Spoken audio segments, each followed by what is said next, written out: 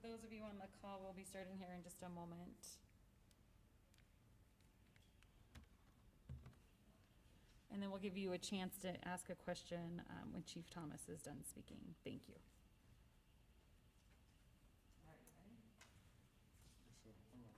Yeah, it feels just because we have so many microphones and stuff. Sure.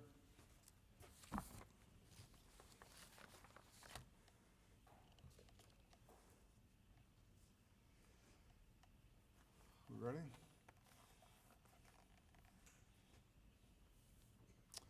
Well, good afternoon. I'm Division Chief Ron Thomas, here to provide some information relative to the largely peaceful demonstration that occurred yesterday evening and afternoon.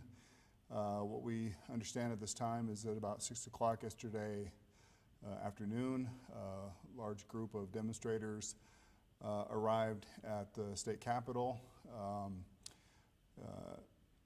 following the announcement of the charging decisions in Louisville, Kentucky. That group gathered there. There were some speeches that were delivered at that location.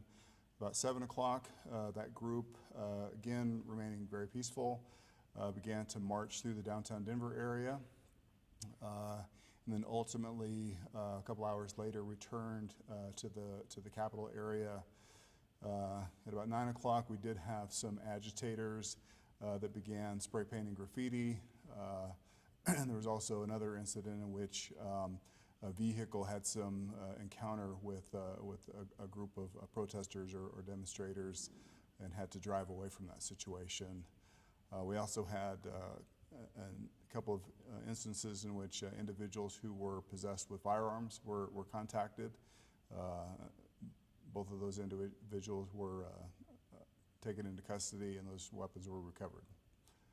Is there any specific questions that I can answer? Yes, sir. Were there any police blockades in the area? Yes, and so relative to the car that ended up engaging those protesters, despite our best efforts to try to keep traffic diverted away from the group of protesters, there was a vehicle that somehow made its way onto Lincoln from 14th Avenue and seemed to see that there were protesters ahead of them, pulled over, and then was surrounded. And then what we can see from the video is that the individual in that car began to be threatened. I think that the vehicle was being kicked, and then that individual eventually kind of worked their way out of that situation and then was chased by the protesters. We were able to view that situation as it was occurring on our Halo cameras, and we were able to vector in officers to stop that vehicle shortly after that. And we were able to stop that individual, take a statement from them, identify what they were doing there. We were able to verify that they were not drunk. And once we got their information, verified that they weren't drunk, we released them with the vehicle. We're still investigating that incident to determine a cause and determine if there are any appropriate criminal charges, and that case will ultimately be presented to the district attorney. Did you travel around the blockade? Was you let by? Well, what it appears as though they drove through an intersection that was not manned. So there's attempts to divert traffic well ahead of where the protest is occurring, or where the group of demonstrators has collected, and it looks as though they were able to kind of find a hole in that and drive through an area where the protesters were. Can you talk about the challenge of blocking off roads, and has that changed how you guys handle protests as far as wanting to have a smaller presence of police officers near the group of protesters? Or just what is the challenge that you guys face with, because we've seen cars, Sure. similar situations pop up like this, Sure. not only in Denver, but Sure. Well, the challenge certainly is that we want to allow for people to peacefully demonstrate and protest. We also understand that there are large numbers that gather at these protests that cause quite a bit of traffic disruption, but we want those demonstrators to be safe. We also want the motoring public to be safe. So we do our best to block traffic so that traffic doesn't drive into that situation. Certainly protecting them from some sort of careless situation, but also preventing cars from being surrounded or something like that. So it is a challenge, being able to block traffic, ahead of them and behind them so that people don't drive up on them or turn into the direction that they're going. And then any advice for a driver if they're caught in a situation like that? Yeah, so certainly, as you're driving, I would pay, close attention to the direction that you're going. If you see traffic stopped ahead, you might want to turn off. If you see people that have taken over the roadway, it would be best to turn away from that situation. In the event that someone is blocking you or you're surrounded by people, our advice is to stay in the car, lock your doors, do not engage those demonstrators. And if you truly feel threatened, call 911.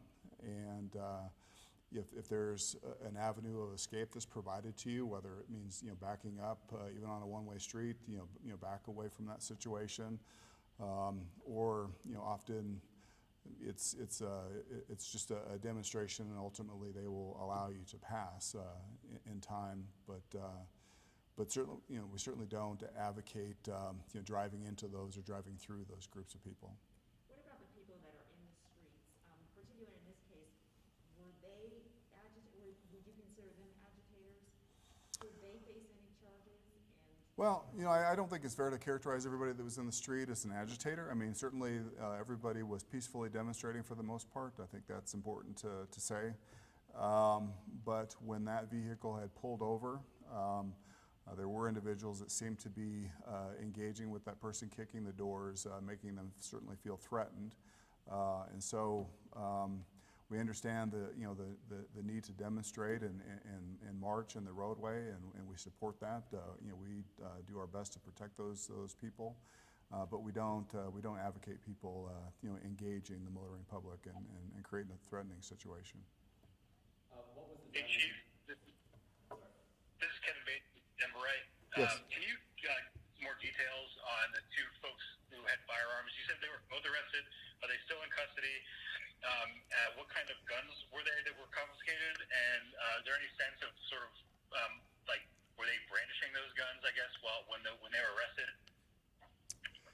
So my understanding, both of the handguns were legal firearms.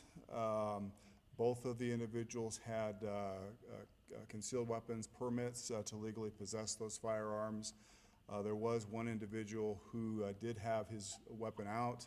We're looking into that situation. We were not able to find a victim who indicated that they felt threatened by that. As soon as we engaged that individual, he did set the weapon on the ground and submit to arrest. Both of those both of the guns are still in our custody, and both of those individuals were cited for having magazine capacities that are above the legal limit. Yes, sir. Reported from last night, this incident? Excuse me? Any injuries? No injuries at all. Do you guys believe that the driver had intent to harm anyone? I don't believe so. Having looked at the video, it appears as though they sort of inadvertently turned into this area where the protesters were, and then pulled over so that they wouldn't run over anybody in front of them, and then got surrounded. And it appears as though they were frightened and took the opportunity to escape when it was presented to them. Again, we're still looking into that, and that case will be presented to the district attorney. You guys have already looked at some evidence of the Halo camera.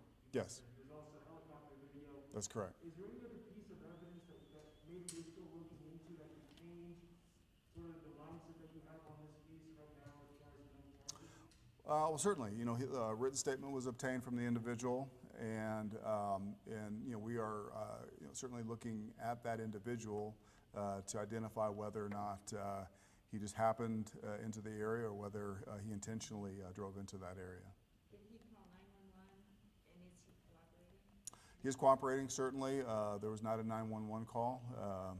We certainly saw it on Halo. We were preparing to respond, and but then he was able to extricate himself before we made our response. But we did intercept him very soon after that. What is your advice to protesters about going into the streets, and if they are not going to face any criminal charges, does that embolden them to keep doing this? This has happened 3 times in the past couple of months in the metro area. Well, again, we understand the need and the desire to demonstrate lawfully, and sort of the tone and tenor of these protests recently have involved taking over the street, moving en masse, into downtown Denver and such, and we will continue to allow that. We will continue to block traffic so that they can safely walk into the downtown area and walk on Denver city streets. But we certainly don't advocate, again, them threatening motorists that get trapped because they're not able to turn around or be diverted by our law enforcement officers. Chief, just real quick, you mentioned that the people with the guns had license to carry. Do you have any idea if they were hired security officers or just what they were doing at the protest? I don't have that information. There's no indication at this point in time that they were working for anyone or that anybody had hired them. So at this time, we don't know why they were at the protest. Thank you, Chief. Thank you. Do